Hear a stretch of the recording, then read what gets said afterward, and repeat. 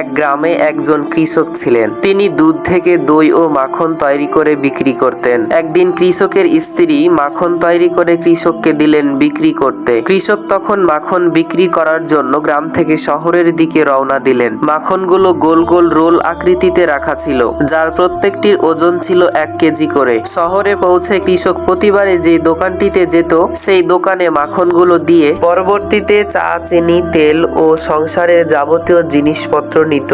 আজ কৃষক চলে যাওয়ার পরে দোকানদার মাখনের রোলগুলো একটা একটা করে ফ্রিজে রাখার সময় ভাবলো, মাখনের ওজন ঠিক আছে কিনা তা একবার পরীক্ষা করে দেখা যাক। মাখনের রোলগুলো ওজন করতেই তিনি দেখলেন মাখনের ওজন আসলে 1 কেজি নয়, তা প্রত্যেকটি আছে 900 গ্রাম করে। পরের সপ্তাহে সেই কৃষক আবার ওই দোকানে মাখন বিক্রি করতে গেলেন। দোকানের সামনে পৌঁছানোর সঙ্গে সঙ্গে দোকানদার কৃষকের উদ্দেশ্যে চিৎকার করে বলতে লাগলেন, বেরিয়ে যাও আমার দোকান থেকে। এবার থেকে কোনো বেঈমান চিটিংবাজের সাথে ব্যবসা করো, আমার দোকানে আর কোনোদিন পা রাখবে না। 900 গ্রাম মাখন 1 কেজি বলে বিক্রি করা লোকটার মুখ আমি দেখতে চাই না। কৃষক বিষমিত হয়ে কম্পিত স্বরে দোকানদারকে বললেন, ভাই দয়া করে রাগ করবেন না, আসলে আমি খুবই গরিব মানুষ, দাড়িপাল্লার বাটখারা কেনার মতো পয়সা আমার কাছে নেই, তাই আপনার থেকে প্রতিবারে যে 1 কেজি করে চিনি নিয়ে যেতাম, সেটাই দাড়িপাল্লার এক পাশে রেখে অন্য পাশে মাখনের রোল রেখে মেপে নিয়ে আসতাম। প্রিয় বন্ধুরা, এখান থেকে আমরা শিক্ষা পাই যে